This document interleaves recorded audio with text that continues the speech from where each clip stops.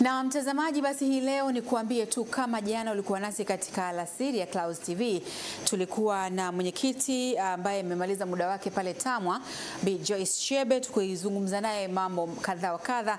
Nia na lengo ni kuweza kujifunza na kubaini masuala kadha wa kadha ambayo aliweza kuyapitia wakati wa utendaji wake. Sasa leo tuna muendelezo wa mazungumzo na mwenyekiti huyo wa TAMWA Joyce Shebe, ambaye amemaliza muda wake akihudumu kwa kipindi cha takriban miaka 6 katika chama cha waandishi wa habari wanawake TAMWA.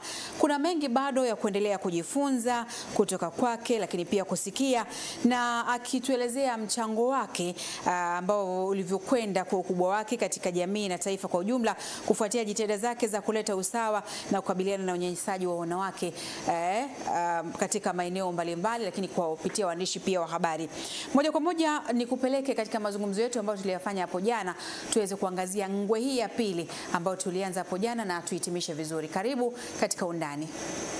Changamoto ipi ambayo ni kubwa sana katika kipindi chote cha uongozi wako, mwanzo na katika awamu ya pili, ambayo ulikutana nayo ikakuumiza sana, lakini mwisho wa siku ukaweza kuitatua, na uliitatua vipi?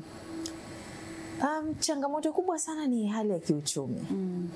Hali ya kiuchumi kikweli ni changamoto ambayo nimekumbana nayo kipindi cha kwanza cha uongozi na kipindi cha pili. Kipindi cha kwanza hali ilikuwa mbaya zaidi, lakini kipindi cha pili kidogo tukapata matumaini, milango ikafunguka. Kwa hiyo tukapata miradi ya kufanya kama taasisi, ambayo hili liko zaidi kwa mkurugenzi, kwa sababu yeye ndo msimamizi na yeye ndo ambaye anatafuta hiyo miradi. Mimi ni mtu ambaye nakuja kuendesha vikao vya bodi, mkutano mkuu wa wanachama, na anapitia ripoti, ama bodi tunaletewa ripoti na mkurugenzi, tunapitia utendaji. Kwa hiyo hali ya uchumi ilikuwa ni changamoto ambayo nimeenda nayo kwa kipindi chote. Na niseme tu kwa kuongezea, hapo katikati tumeona kama tumepata mwanga, tumepumua, lakini naweza kukwambia TAMWA sasa hivi miradi 3 imekufa kwa sababu serikali ya Marekani imejitoa kwenye mambo mengi. Kwa hiyo nayo tena imetuathiri. Kwa hiyo utaona miradi 3 inapokatwa au inapofutwa kwenye taasisi, mnatikisika kwa kiwango gani. Kwa hiyo natoka, lakini naacha tena changamoto nyingine wakati tulishaanza kukaa vizuri. Okay, sawa.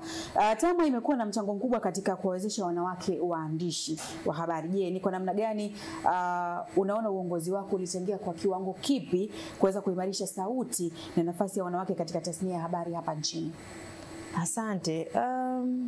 Naweza kusema harakati za TAMWA huko nyuma tumetoa mafunzo ili watu waelewe tunaposema masuala ya usawa wa kijinsia, mgawanyo sawa wa majukumu, tunaposema haki za watoto, tunaposema wanawake waingie kwenye nafasi za uongozi. Hizo ni harakati zimekuwepo kwa muda mrefu. Elimu hii ikitolewa, TAMWA imekuwa ikishirikisha wanaume na wanawake wanahabari, ili mwisho wa siku wanaume ambao wako ndani ya vyombo vya habari na wao waweze kuelewa kile ambacho TAMWA tunakisukuma. Lakini pia wanawake nao tunawawezesha ili nao wawe sehemu ya kuelewa kwamba haya ambayo tunayasema yana manufaa kwao, lakini kwa jamii kwa ujumla. Lakini kwenye uongozi wangu naweza kusema hasa hii temu ya pili, ilikuwa sasa ni kuanza kuwaelekeza watu na kuwaaminisha kwamba tuna kiongozi mwanamke sasa na ambaye anafanya kazi kwa bidii. Maana yake ni kwamba amekuja kuongezea pale ambapo tulianza kushuhudia huko wabunge wanawake, spika mwanamke, mawaziri wanawake. Sasa unapompata rais mwanamke, kwa hiyo kwetu TAMWA sisi ilikuwa ni kama tuna tick box kwamba hatimaye tumepata rais mwanamke. Kwa hiyo ilikuwa ni kuanza sasa kutengeneza message kwamba kama nchi tunatakiwa kumsupport, lakini kama nchi pia tunatakiwa yani kushirikiana naye, lakini wakati huo kuendelea kuhamasisha jamii kwamba unapokuwa na watoto kwenye familia, basi wape fursa wote waende shule, kwa sababu kila mtoto ana kipawa chake na ana uwezo wake, na mwisho wa siku basi mtoto akipata elimu, awe wa kike au wa kiume, anakuja kuisaidia jamii au anaisaidia nchi. Sawa. Ni ushauri gani ambao unautoa leo kwa waandishi wa habari wanawake, hasa wanaochipukia kutokana na mazingira ya tasnia ya habari ilivyo kwa sasa? Tasnia ya habari imebadilika sana. Huko nyuma tumepambana na masuala ya ukatili wa kingono ama ukatili wa kijinsia kwenye jamii, lakini tukahamia kwenye vyombo vyetu vya habari. Vyombo vya habari ni taasisi kama zilivyo zingine. Mchanganyiko wa watu unaweza ukaleta mambo mbalimbali ambayo inaweza kuwa mengine ni mazuri, mengine yakawa mabaya. Kwa hiyo tumekuwa tukikemea sana haya masuala ya ukatili wa kingono au ukatili wa kijinsia kwenye vyombo vya habari, kwa sababu tunaamini yana athari zake sana kwenye utendaji wa majukumu ya kazi. Kwa hiyo ni changamoto ambazo huwezi kusema zimeondoka.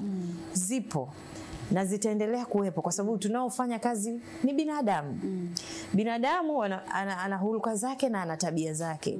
Leo anaweza akaja binti hapa au akaja kijana wa kiume hapa, lakini akatokea mtu mwingine akampenda yule binti pasipo kujua hapa ni maeneo ya kazi.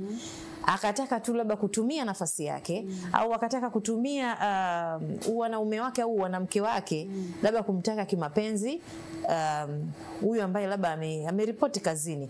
Kwa hiyo ni namna nzuri ya kwanza vyombo vya habari kuwa na sera za kijinsia, vyombo vya habari kuelekezana, kuepuka hivi vitendo vya ukatili wa kingono, labda ukatili wa kijinsia ndani ya vyombo vya habari ama kwenye maeneo yetu ya kazi, kwa sababu mwisho wa siku yanaathiri utendaji.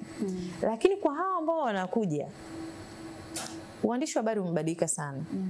Digital sasa hivi imechukua kasi, tunasema teknolojia ya mawasiliano. Kwa hiyo waje wakiwa wana hizo mbinu, na hata kama hawana mbinu wasiwe waoga kukumbatia teknolojia.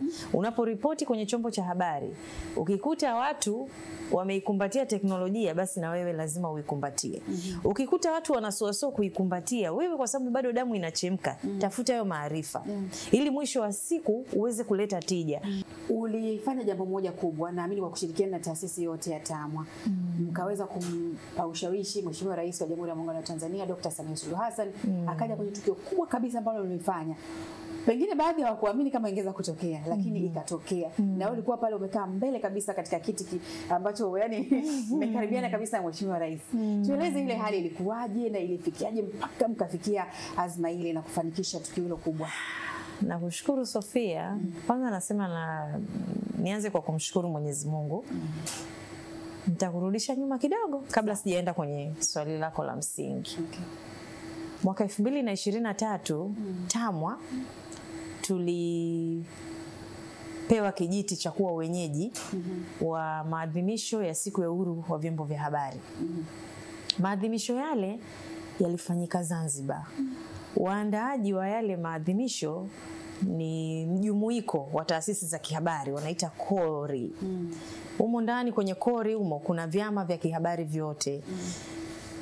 Kuna serikali iko mle kupitia wizara yetu ya habari. Kuna UNESCO ambaye anaingia kama mfadhili wa yale maadhimisho. Kwa hiyo mwisho wa siku walipendekeza kwamba TAMWA tuwe wenyeji. Yalikuwa yanafanyika Zanzibar na Mheshimiwa Rais wa Zanzibar Dr. Mwinyi ndio alikuwa mgeni rasmi.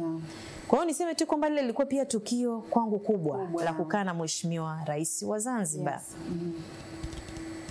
Ninamshukuru Mungu maadhimisho yalikwenda vizuri.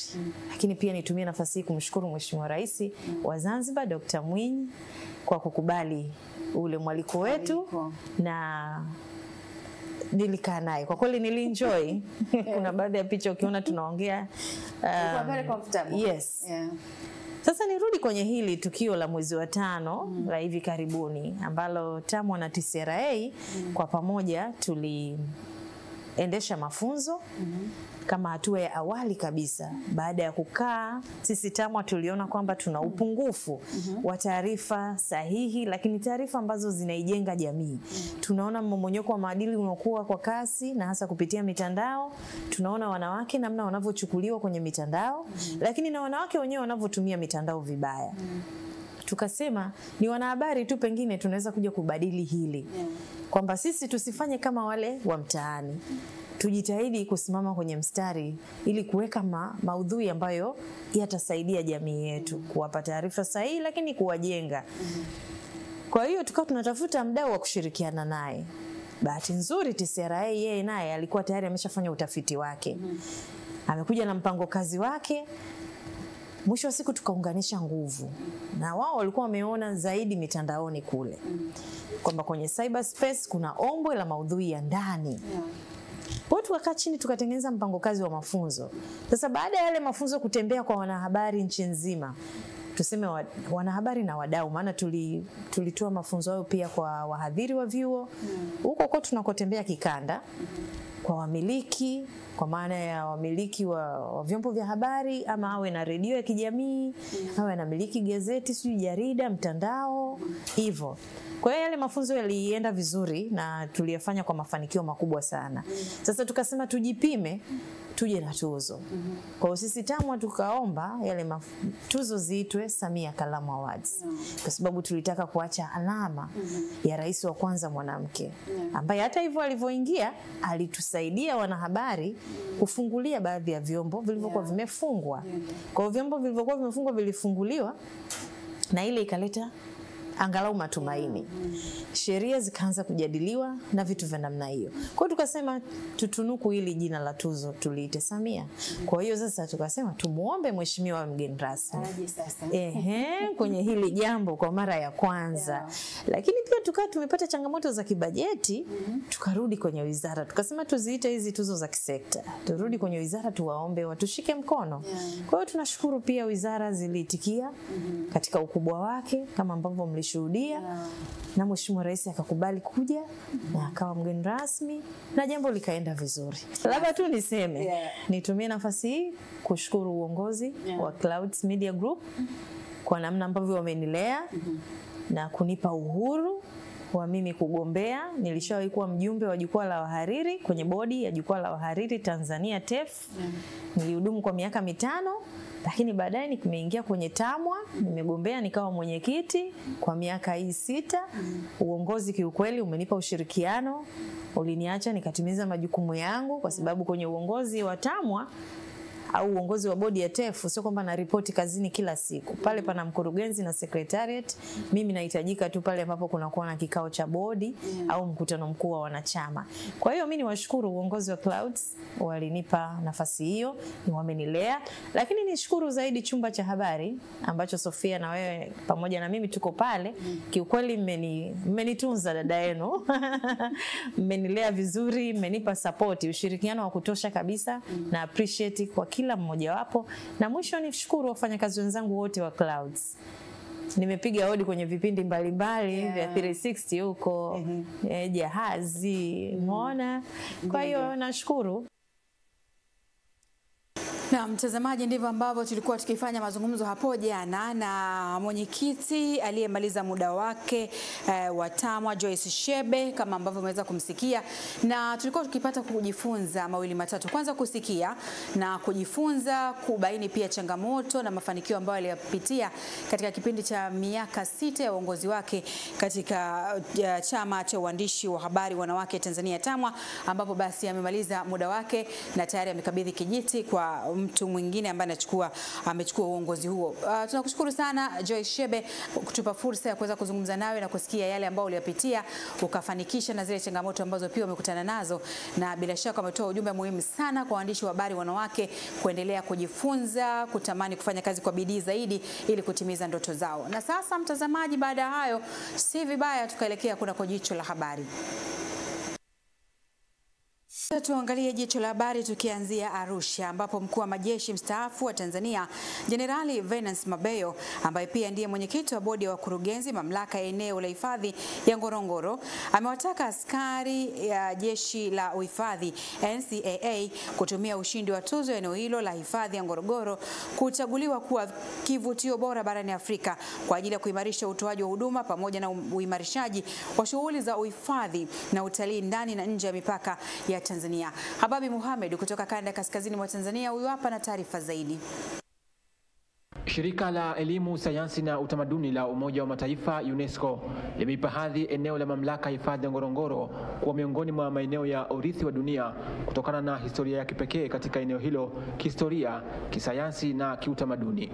Ni katika hafla fupi ya uvishwaji vyeo baadhi ya askari wa jeshi la uhifadhi iliyoambatana na mapokezi ya ushindi wa tuzo baada ya eneo la hifadhi ya Ngorongoro kuchaguliwa kuwa eneo la kivutio bora cha utalii barani Afrika, Jenerali mstaafu Venance Mabeyo akatoa neno. Tutumie ushindi huu kama chachu ya kuongeza bidii, kuimarisha huduma na kulinda zaidi urithi wa kipekee tuliopewa. Ngorongoro si tu kivutio cha kitalii, ni sehemu ya historia ya dunia, mazingira hai na jamii zilizo hai. Kando na hilo, Jenerali mstaafu Venance Mabeyo akasisitiza bodi ya NCAA kuendelea kushirikiana kwa pamoja ili kufikia malengo kwa kuzingatia maono ya serikali na maendeleo ya utalii na uhifadhi. Bodi imeendelea kushirikiana kwa karibu na management ya NCAA katika kuhakikisha kuwa taasisi yetu inakuwa na uongozi thabiti wenye maadili, weledi. Waziri wa Maliasili na Utalii Balozi Dr. Pindi Chana akatumia jukwaa hilo kuwataka askari waliopanda cheo kusimamia shughuli za uhifadhi na maendeleo ya jamii, huku kamishna mkuu wa hifadhi NCAA Abdul Razak Badru akisisitiza nidhamu kazini. Nichukue fursa hii kuendelea kuwapongeza wote ambao wamepanda na kuvishwa vyeo vipya, ikiwa ni ishara ya kuaminika na kupewa wajibu mkubwa wa kiuongozi. Moja kati ya ingredient muhimu sana ambayo inahimizwa katika mafunzo na tunaamini itatokea ni nidhamu. Nidhamu, kwa sababu sisi katika utendaji wa kazi kama mamlaka, nidhamu ni sifa moja muhimu sana. Kutoka Arusha, kaskazini mwa Tanzania, mimi ni Hababi Muhammad na hii ni Clouds. Na shukran Hababi Muhammad kwa taarifa hiyo kutoka Arusha.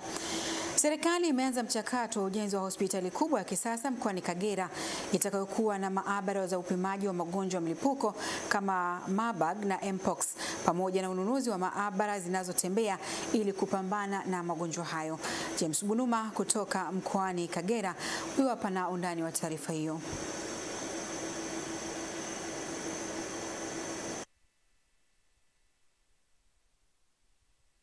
Inaelezwa ununuzi wa maabara zinazotembea inakwenda kusaidia udhibiti wa mlipuko wa magonjwa ya mlipuko kutokana na maabara hizo kuwafikia wagonjwa katika maeneo yao moja kwa moja. Hayo yamesemwa na mkuu wa mkoa wa Kagera Fatuma Mwasa wakati akieleza mafanikio ya serikali ya awamu ya 6 katika kipindi cha miaka 4, ambapo amesema katika kipindi hicho serikali imejenga hospitali 8 katika halmashauri zote mkoani humo. Kwa mfano, badala ya kubeba sampuli kutoka eneo ambako mlipuko umetokea kupeleka hospitalini, sasa maabara ndio itakuwa inakwenda kwenye eneo la mlipuko, lakini kutakuwa na ward maalum za tunaita isolation wards, ward maalum kwa ajili ya kuwaweka wagonjwa wenye magonjwa hatari ya kuambukiza. Katika hatua nyingine, Mwasa amesema kuwa serikali imepunguza tozo katika zao la kahawa kutoka tozo 15 hadi tozo 5 katika kipindi cha miaka 4, pamoja na kuhakikisha kahawa inauzwa katika minada rasmi. Watu wanatoka Uganda, wanatoka Burundi, wanakuja wanarangua ndizi na wakifika kule wanazi export. Sasa sisi tunataka tuzizalishe sisi, tuziuze sisi kwa bei tunayotaka sisi, na ikibidi ku export sisi ndio tu export. Kwa mfano, kwa sasa mkulima anaweza akauzia ndizi shambani mkungu shilingi 5,000 hadi 10,000, lakini ukija soko la hapa mkungu wa ndizi ni shilingi 50,000. Katika kipindi cha miaka 4 ya uongozi wa Rais Dr. Samia Suluhu Hassan, mkoa wa Kagera umepokea zaidi ya shilingi trilioni 1 kwa ajili ya miradi mbalimbali ya maendeleo. Kutoka jijini Dodoma, James Bunuma, Clouds TV. Na asante James kwa taarifa hiyo. Na sasa tuiangazie Katavi. Halmashauri ya wilaya ya Tanganyika mkoani Katavi imeendelea kutoa mikopo ya 10% ya mapato ya ndani kwa vijana, wanawake na watu wenye ulemavu ambapo hii leo wamepatiwa zaidi ya shilingi milioni 525 ikiwa ni sehemu ya kuinua kiuchumi. Bugoma wa Bugoma kutoka Katavi, huyo hapa na taarifa zaidi. Uzinduzi wa utoaji mikopo yenye zaidi ya milioni 525 imemsukuma mkuu wa wilaya Tanganyika Onesmo Buswelu kusisitiza walengwa hao kurejesha mikopo hiyo ili iweze kuleta tija zaidi kwa watu wengine. Halmashauri yetu imekusanya fedha, na kama yalivyo maelekezo ya Dr. Samia Suluhu Hassan, fedha hizo leo zinarejea kwenu. Hivyo tuna kila sababu ya kupongezana wote kila mmoja kwa nafasi yake alivyoshiriki katika kuwezesha mapato hayo yakusanywe. Afisa maendeleo wa wilaya hiyo Halima Kitumba amesema kwa sasa uchambuzi wa vikundi uko vizuri kwa kufuata maelekezo mapya. Mkakati ambao tumeweka katika kufanikisha kwamba mikopo hii ambayo inatolewa na iweze kurudi ili na wengine waweze kukopa ni kwamba kuna kamati kuanzia ngazi ya kata ambayo ndio chambua vikundi hivi mpaka kuviona vina sifa. Kwa mkopo huu ambao umetolewa kwa kanuni na sheria mpya za utoaji wa mikopo, kwa kweli mambo yanakwenda vizuri. Namshukuru sana Rais wetu Samia kwa kutuwezesha walemavu, kwa sababu inatusaidia kujikwamua kiuchumi, kuendeleza maendeleo yetu, kuendeleza biashara zetu. Kutoka katika halmashauri ya wilaya Tanganyika mkoani Katavi, mimi ni Bugoma wa Bugoma wa Clouds TV. Na sasa tupige hatua kutoka halmashauri ya wilaya Tanganyika Katavi mpaka Dar es Salaam, ambapo taasisi binafsi na mashirika yametakiwa kuzingatia uwiano wa kijinsia mahala pa kazi, ikiwa ni pamoja na kuwapa fursa wanawake kuonyesha uwezo katika utekelezaji wa majukumu. Taarifa ya Juma Muhammad hapa studio inasimuliwa naye Pili Makana. Ni hafla fupi ya kukabidhiwa cheti kwa benki ya NMB cha kutambua mchango wao katika mgawanyo wa kiuchumi kwenye usawa wa kijinsia, Age Certificate, kutoka shirika la kifedha la Benki ya Dunia IFC. Kaimu mkurugenzi mtendaji wa NMB Philbert Mponzi akizungumza kwenye hafla hiyo amesema benki hiyo imekuwa na jitihada za kuwapa nafasi wanawake ndani na nje ya taasisi hiyo na kupelekea mchango wao kuzidi kutambulika na mashirika ya kimataifa katika kuzingatia usawa wa kijinsia. Fanya kwa makusudi kuhakikisha kwamba labda tunaweza kuwapa support au kusaidia kuwapa ari wanawake waweze kuingia labda kwenye kazi za uongozi, lakini pia kuwa train. Kwa hiyo kuna program mbalimbali, kuna mentorship programs, lakini kuna wellness groups, vile vikundi ambavyo vinawasaidia kuleta ile wanasema utulivu wa akili na afya.